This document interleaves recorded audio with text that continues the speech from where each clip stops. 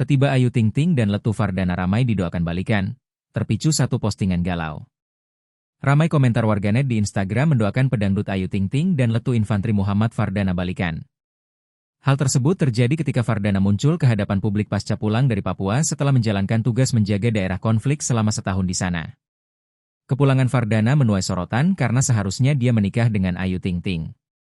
Dulu, pernikahan itu rencananya digelar setelah Fardana kembali dari tugas panjangnya di Papua. Sayangnya, Ayu Ting Ting telah membatalkan pernikahannya dengan Fardana karena alasan tertentu.